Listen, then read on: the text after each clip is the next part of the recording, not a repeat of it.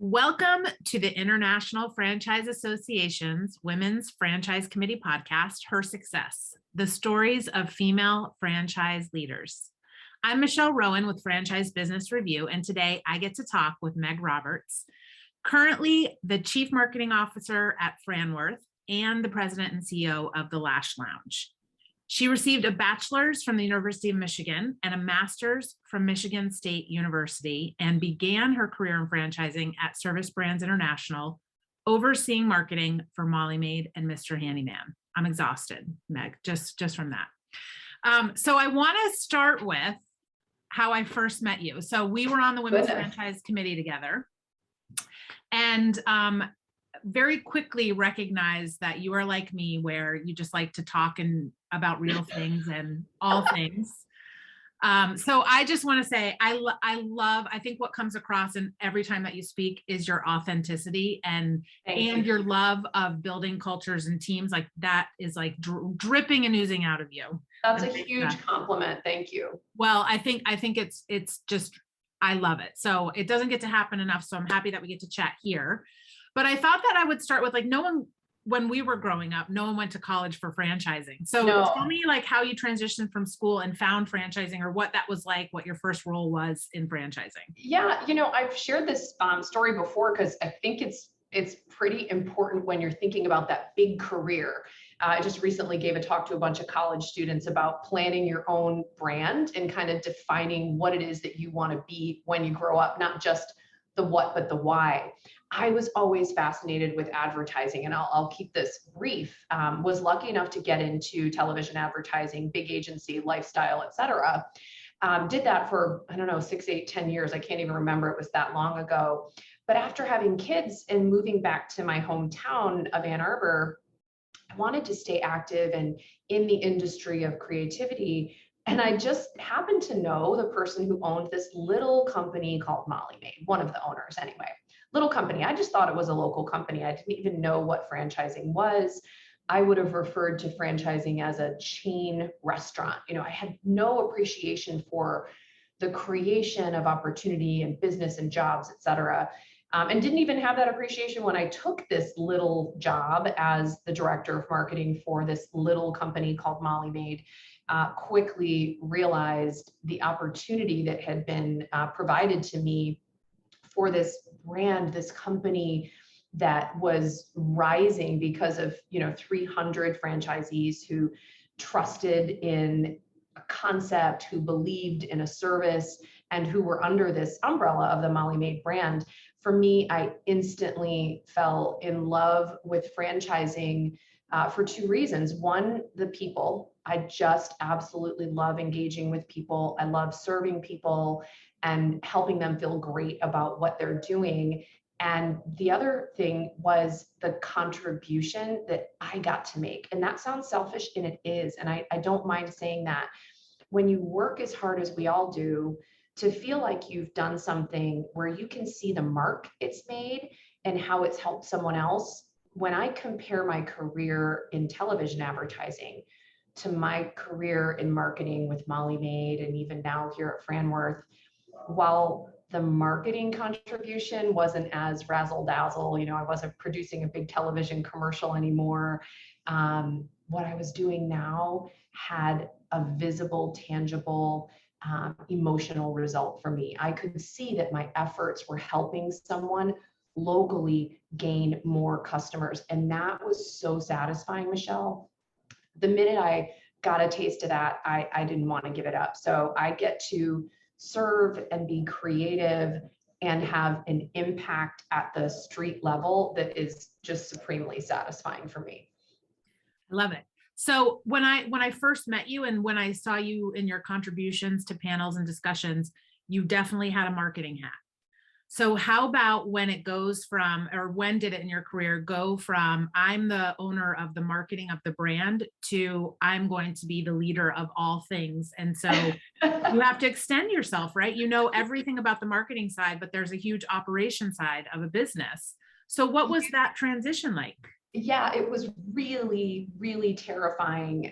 So I just want to share that because I think if our audience is, a lot of women and other executives, I hope as well, we have that fear of being discovered. Let's be honest. I don't know a person that who I think speaks honestly, who will say, "Oh, I've always been totally confident I can get that job done." I have had that feeling of discovery. Is someone going to know I don't know this thing? How quickly can I learn it?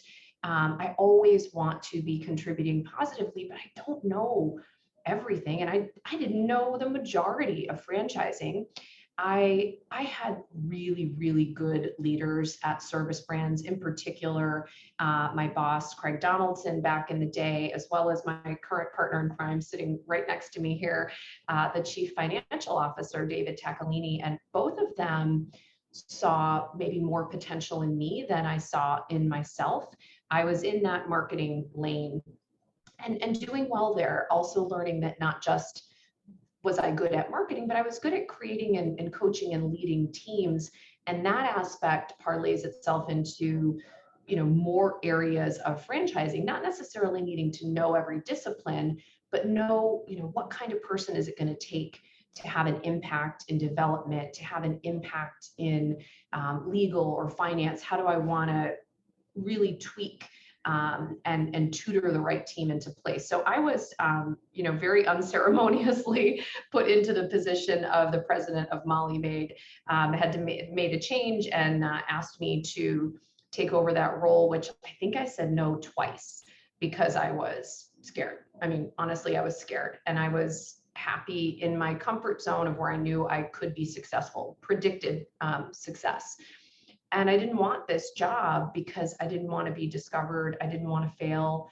And I was discovered, and I did fail. I made mistakes. I didn't know things, but I had wingmen and bosses and mentors who said, you can learn this. You can do this. You have the skill set, come alongside and we'll teach you. And so that's how I ended up as the president of Molly Maid. I was not seeking that role. And I'm grateful that someone forced me to do it, because it opened up for me a really interesting path to contribute in a lot of different ways that I'm supremely grateful for today, and hope I will force people uncomfortably into things they weren't expecting, because that's where your real potential starts to come to life. Yeah, so that's what I was going to ask. So I think some people are like, I'm bored, I want to expand my role and learn things, and other people are really comfortable. And I think that's a common thing for women that are usually the caretakers at home of their children too. Yeah. So if you get into a groove and you feel like you can keep all the balls in the air, you're kind of like, why would I add another ball right now? Or why would I change up my routine? So I think that's really cool that you had people that were like, we hear your no, but we're going to just keep asking until you say yes. So that's great. And do you feel like that? I don't think I said yes. I think they said you can't say no, or at least that's how I remember it. Yeah. As I said, I'm so glad that happened to me and expanded. But I think it's fair to just say, hey, look, you might not always be shooting for the stars, but if someone thinks you should reach one, like, just go for it. We need to stop being, I think in particular as women, afraid of public failure. Like, we're letting down our fellow women who are, charging ahead and seeking to be successful. We are all doing that, but we're also stopping to help the one who stumbled get up. And I have been the stumbler, and I have been the picker upper, if I'm going to make up a word. Yeah. Yeah. Well, and so, and I want to ask now though, how does that translate to you being a leader, so that, I mean, you're the buck stops with you for the Lash Lounge, and you're overseeing all the brands that FranWorth is involved with. So how do you find those opportunities for your team where you have to allow them room to fail, right? So now you're on the other side of it. So how do you kind of build that into the way that you coach them, or not hitting business results, so that you can allow them that learning opportunity? Yeah, I think, you mentioned early on the authenticity. I just try to be extremely available and authentic in my encouragement of what I expect of the team. Everyone is very clear on my expectations, and my expectations are super high. But you know what they are. I don't have time for team members who aren't big contributors. I don't really enjoy people who are comfortable doing what they're doing. I like people who are constantly thinking about, What else can we do? How much better can we make this thing? We don't have to be perfect. Good is good, but great is even better. So let's just like try to keep being great. I'm pushing the team to think differently, to think harder, to kind of put the cherry on top of everything they can come up with. But I also let them know, let's not take ourselves so seriously that we're paralyzed with fear that, maybe we miss a deadline. Well, it's not going to be the end of the world, right? We are really crafting businesses and crafting success and encouraging that in our franchisees and one another. But we are not saving lives. We are helping to improve them. And so we just have to measure that with how excited or how consumed we can be with ourselves. We're important, but let's not be so self-important that we're paralyzed and unable to allow ourselves that room for mistakes and for growth and for learning. You can't learn if you shut down your willingness to be wrong. You just can't learn. So do you find that the way that you learn when you don't know something, or what you're encouraging your team, are you reading? Are you talking to other people? Like, what's that you don't have the answer to something. How do you find your solution? It's so interesting that you asked that question. I was just in Washington, D.C. last weekend, super spontaneous trip with my son. And I came back and told the marketing team here, I wish I could go back to college. I don't want to take a test and I don't want to write a paper, but man, I just want to absorb everything. I could have stayed in the American History Museum for 3 weeks and slept on the floor and gone to every exhibit and tried to absorb absolutely everything.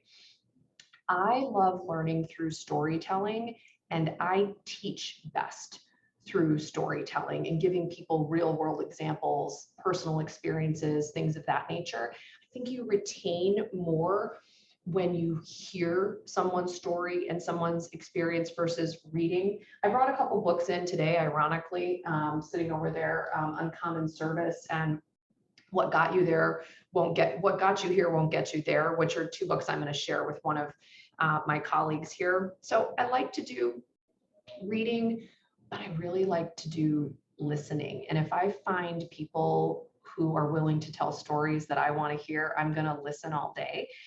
So the way I learn now, Michelle, is that I just call up my friends in the industry. I want to chat about what's going on with them. I want to hear what's happening in their business. And that's how I learn. In no way do I want to stay in my bubble at FranWorth in the lash and beauty business thinking I'm going to learn from only within. I bring it from the outside in. So yeah, for me, the way I learn now is I really, really, really listen. Yeah, that's a great one. I think that's something that gets easier too as we get older. I think just allowing there to be that pause and kind of not thinking about formulating your response right away, but just let it sit, like let their story sit and what you can take out of it. I love books, I love podcasts, so that's all good. So now I want to ask, and it doesn't have to be COVID specific, but life changed this last year. So what's the biggest surprise that you've had in the last year? So whether it's work or personal related, but what surprised you, good or bad, about all the change that was thrown at us? It's interesting. I would say what surprised me most is that I enjoy being alone more than I realized. And when I say alone, I really mean at home and just with my children. As a working mom, my entire life, career, and since my children have been born, I've been out of the house, 60, 80 hours a week. So I loved the home time. I loved the productivity. I didn't miss the sort of social aspect of life because I learned, I think I have some anxiety around how much time I need to spend socializing or engaging, entertaining, things of that nature. So I've gotten a little more selective, right? I mean, I miss the social aspect of my career because the people within my field are the people I like to socialize with and learn from. But if I'm not learning while I'm socializing, I'm not as interested. So that's something that I discovered about myself. I also discovered that my mental health is really, really impacted by my ability to focus and be clear. And for me, that's been yoga historically. Not being able to participate in that during the COVID crisis, you're able to do it virtually, and that was great as well. But that, I mean, I can get choked up even thinking about it, because I think we overlook how important mental health can be, and having clarity and having space. And for me, that's always been yoga. And I needed that. That was really missing for me, in terms of not the work out, the work in, taking that hour to really almost meditate. That's where my kind of faith and spirituality comes from. So I'm super grateful to have the ability to do that again. I wasn't able to teach myself to do it without my community. And so I'm really relieved to have that back in my life. That might be a little personal, and I feel a little weak saying it, but it's true. No, that's good. Yeah. And I went the opposite way. I was a gym goer and then hopped on to Peloton during COVID. And I'm like, I'm never going back to spend time in a gym with people I don't know. It's funny. I own a Peloton, but owning a Peloton is different than using a Peloton. However, I will say some of my franchise friends who I follow on my Peloton have said, wow, Meg, great job riding through Amsterdam for 10 minutes today. I'm like, no, that's my dad. My dad's been riding my Peloton all of COVID. And so the world thinks that I get on my bike for 7 minutes at 81 years old and pedal like this. But I can't even take credit for that. Yeah, I love it. Well, I think I say to everybody, you find what works for you. It doesn't matter, but whatever it is, it's not just a physical thing. It is a mental. Absolutely. Yeah. Okay. I love asking this question. So I'm going to ask, and I usually phrase it, if you could tell yourself one thing, if you now could tell Meg 20 years ago one thing, what would it be? But you just mentioned before we started recording that your son is going off to college. So how about thinking about that advice for yourself, or for anybody that's just going off to college? What advice would you give them? Yeah, as I said before we started, I was just giving a talk to some young people last week who are in college right now. And I think if I could really give advice to myself, it would be relax, allow yourself some space, and be who you want to be, not who you think you're supposed to be. And that's sounds simple, maybe sounds a little cliche, but I think so many of us, including myself, go to college with expectations of being what your parents thought you were going to be, or what you think you should be. In my case, my entire family, everyone's a surgeon. So yeah, I'm supposed to be a surgeon, right? No way. I don't know. I mean, there's no way, right? We know me, that's not going to happen. But knowing that, I don't know if I want to say forgiving yourself, because that sounds really strong, but just allowing yourself the space to explore what really motivates you. I told these young people yesterday, what are the things you really enjoy? And I don't want your answer to be poli-sci and biology. I want your answer to be, I love doing puzzles. I love talking to people. I love watching movies. I love reading, and I am interested in anything political. Okay, so let's talk about how those things work together. Like something as seemingly silly as I love doing puzzles, to me, that is someone who's a super organizer. I'm meticulous. I want to get into the details of something. So what could that look like as a career? There aren't just 4 things you can do. There are endless things you can do, but they have to match what motivates you. And for me, I don't think I spent the early part of college thinking about what motivated me. I was kind of chasing what my friends were doing. They were more literal.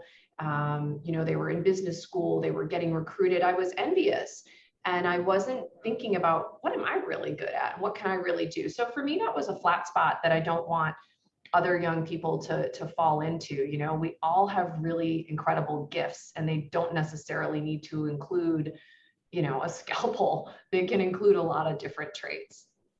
I love it.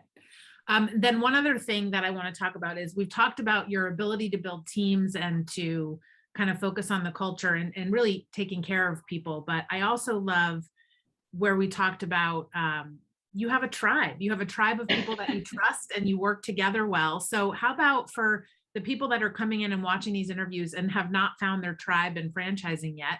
How do you make those relationships, or how do you recognize the qualities in people? And you've had the opportunity to just kind of keep a lot of people together, but even if you come apart, how do you guys support each other? How do you work well together? Or how do you recognize that and start building those relationships so that you can create your tribe when you're a little bit more seasoned in your career? Yeah, I mean, there's nothing more powerful than kind of having a tribe of people that you trust. And I think in particular for women in the workplace, finding a cohort, a group of women, one other woman in your workplace that you can really trust and confide in and feel like you have one another's back and you're really looking out for each other is a helpful place to be. And of course, I have relationships with everyone that I work with in a great way, but there's something powerful about fostering that strength among the women in your workplace. And I was lucky enough to be part of a